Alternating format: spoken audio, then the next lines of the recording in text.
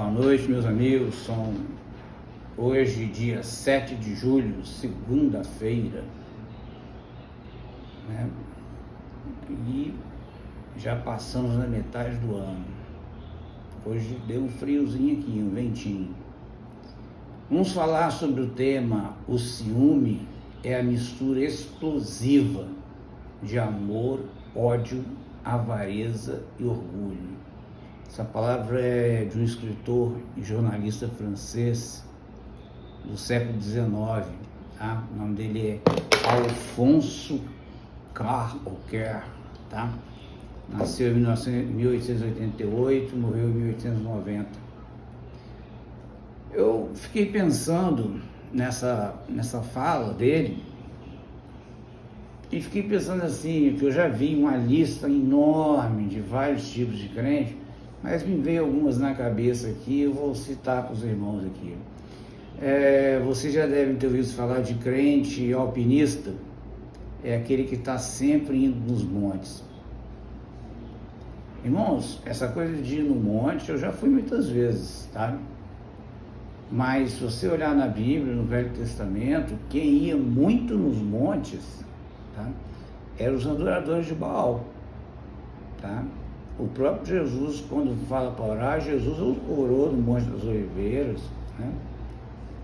Mas o costume mesmo de orar eram os adoradores de Baal. E as pessoas tomam a ideia do monte como se fosse um lugar especial. E o lugar especial que Jesus cita não é o monte. O lugar especial que Jesus cita na Bíblia é: fecha a porta do teu quarto, que o teu Deus em segredo te ouvirá. E muita gente não faz isso e se aventura por esses montes aí. Eu conheço vários crentes que já foram assaltados, roubaram o celular, e às vezes pode acontecer até caso de morte. Então temos que ter cuidado com isso, irmãos, e não começar a achar que você está pagando o preço. Você não pagou o preço de nada, tá? Quem pagou o preço foi Jesus, tá bom? Então, olha só para isso, tá? Vamos ver aqui. Crente turista depende sempre da temporada. Se a temporada tá boa, né, de novos crentes, novas irmãs na igreja, ele aparece. Ao contrário, ele não vem. Tem também o crente 6 horas. É aquele cara que fica lá: 6 horas por mim, ora por mim, 6 horas. É assim. Tem o crente Uber também, sempre disposto a dar uma carona para as irmãs da igreja. Reparou? Nossa, eu já tive tanto problema com isso, eu nem imagino. E tem um crente curioso, estudioso. Se você encontrar alguém, me avisa que estou querendo conhecê-lo, tá? Tem um crente linguarudo, né? O crente linguarudo não dê o microfone para ele, porque se ele pega o microfone, aí é 2 horas o microfone. Tem até aquele crente, né, que ele pega o microfone para orar. Eu lembro uma vez que deram o microfone para um diácono na minha igreja orar. Olha, eu contei no relógio, o cara ficou 8 minutos orando, já não aguentava mais. Até que depois eu falei para um presbítero: pelo amor de Deus, não faz isso não, porque... E aquele crente que gosta de dirigir o culto e toma praticamente metade do culto. Fala, não sei como é que aguenta falar tanto, mas fala tanta coisa rasa que você entra com um ouvido e sai pelo outro. Aí você não sabe se você sai do culto, se você toma uma água. Eu começo a me dar dor de cabeça, entendeu? Então, irmãos, quanto menos falar, melhor, tá? Pense sempre nisso, entendeu? O microfone para esses crentes é um perigo. Olha só, a terra treme quando os homens acham que têm e usam o poder, mas o pior e irremediável é uma simples trabalhadora herdar uma fortuna. Ela poderá fazer o inferno parecer uma piscina cristalina, mas a água é morta. É aquela chamada água pesada, radioativa, é ácida. Quanta gente dorme com o inimigo, com cara de anjo, e ainda nem se deu conta. Gente, eu posso falar isso porque eu já dei centenas ou milhares de aconselhamento pastoral, e o que eu já ouvi de gente que dorme com o inimigo, tem até um filme chamado isso, Dormindo com o Inimigo. Gente, tem muita gente, mas é muita gente. E quando vão para a igreja parece que está tudo lindo, maravilhoso, mas chega em casa, tudo de errado que você pode ouvir e falar, está acontecendo ali. Entendeu? Não, fique atento, porque o seu Deus está de olho em você. Ele é um espreitador de homens, está sempre olhando. Em Provérbios 30, 21, diz o seguinte, 21, 23. Sob 3 coisas estremece a terra, sim, mas sob 4 não pode subsistir. Primeiro, sob o servo quando se torna rei. Sob o insensato quando anda farto de pão, sob a mulher desdenhada quando se casa, E o 5º, sobre a serva quando se torna herdeira da sua senhora. Aí inverte os papéis, né? Irmãos, não se misturam água e azeite, assim como não se misturam amor e ódio. Não dá. Sabe uma coisa que se mistura bem? Eu gosto muito de falar nisso. O bem e o mal se misturam. Eles andam colados desde do Éden. Lembra lá que a árvore do bem e do mal era uma árvore só, mas ela tinha 2 conteúdos, o bem e o mal. Já reparou como que nós escolhemos as pessoas de bem, entre aspas, para conviver com a gente? E as de ódio a gente nem percebe, porque quem tem ódio esconde. Irmãos, entre o bem e o ódio, você deixa os 2 de lado e fique só com a árvore da vida.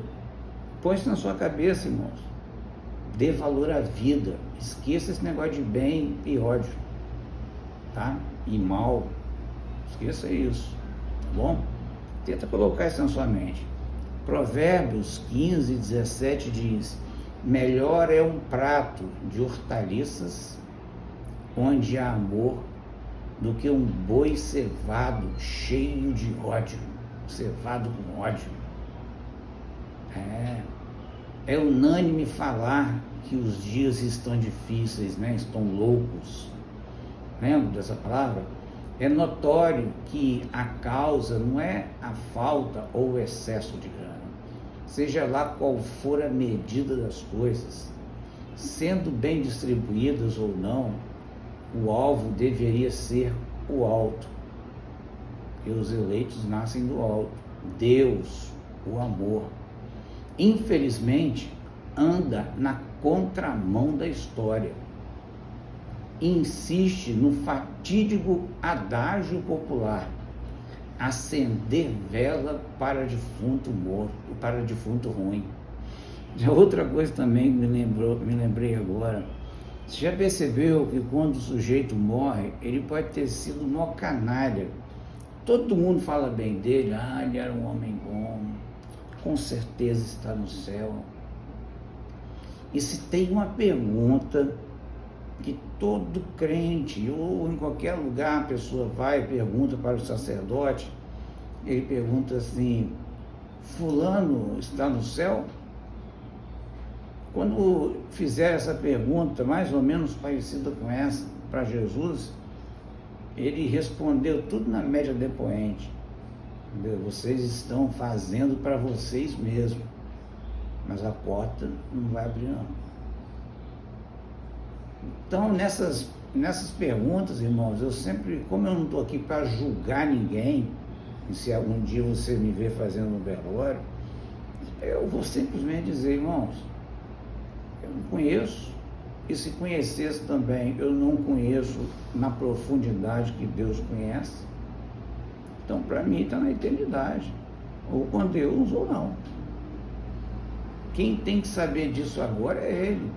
Isso é o tipo da pergunta que você não deve fazer nunca, porque ninguém pode julgar ninguém, entendeu?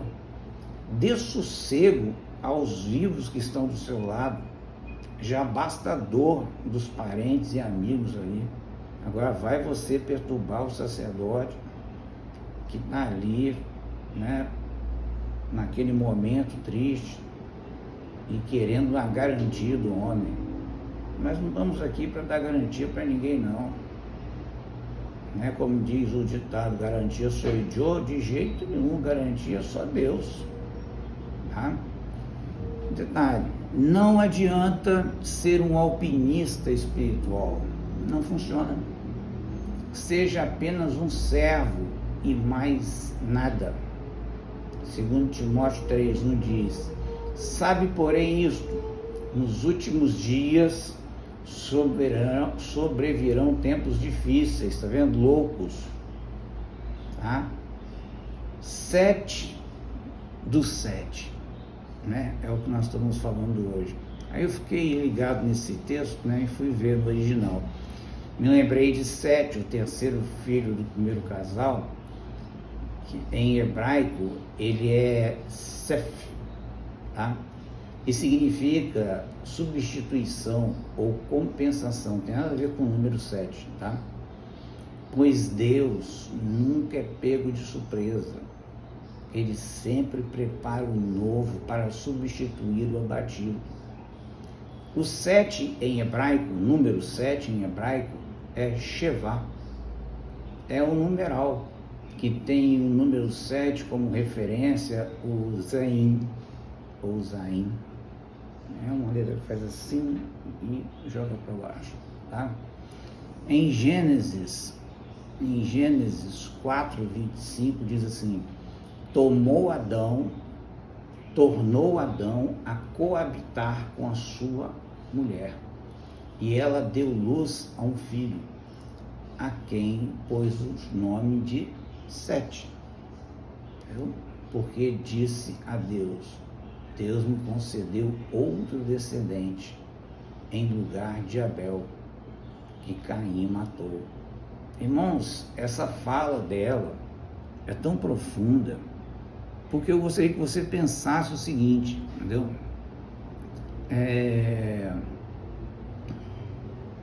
Quando ela coloca aqui, né, o nome dele de Sete, entendeu? Que quer dizer substituição ou compensação, eu queria que você pensasse quando nasceu Caim. A ideia de Caim é que nasceu, né, o primogênito, o primeiro, forte, aquele que irá nos resgatar, né, de toda essa confusão. Tadinho, né? Inocente eles. Daqui a pouco nasce um segundo filho, que eles botam o nome de Abel. Entenda a colocação dos nomes, tá? E sabe o que quer dizer Abel, irmãos? Vem da raiz rebel. Rebel quer dizer bolha de sabão. Nada. É como se fosse um plus. Tipo assim, é um filho de segunda qualidade. Não que é pior do que o primeiro, mas tipo assim, veio mais para alegrar a casa. Mas o primogênito é mais importante. Só que de repente aquilo que é o mais importante mata o que não é tão importante assim. Aí complicou. Mas como Deus não é pego de surpresa nunca, o que ele fez? Ele deu mais um filho, um terceiro filho. Aí ela pensou bem e falou, opa, veio a substituição, a compensação, porque a partir de Sete, toda aquela geração que depois morreu no dilúvio, mas teve Noé, Sem, Cão e Jafé. E através de Sem, os semitas, vieram os judeus, né? Abraão, Isaac, Jacó e está aí até os dias de hoje, veio Jesus que nós cremos. Percebeu que nesses 3 filhos aqui houve uma mudança de rumo da família? Pense nisso, irmãos. Talvez uma coisa que você nunca pensou na questão dos nomes, entendeu? E é por isso que hoje, né, eu desejo para você esse finalzinho aqui de tarde, início de noite, é um good living, né? Que Deus te renove suas forças, use para a glória dele. E lembre-se, tá? O ciúme é a mistura explosiva, tá? De amor e ódio. Não mistura essas coisas não, avareza e orgulho. Uma coisa que você não pode misturar com nada, é a vida. Vida é vida. E não é vida de biológico não, é a vida zoe, que tem a ver com a vida eterna, tá? Fique na paz, em nome de Jesus. Amém.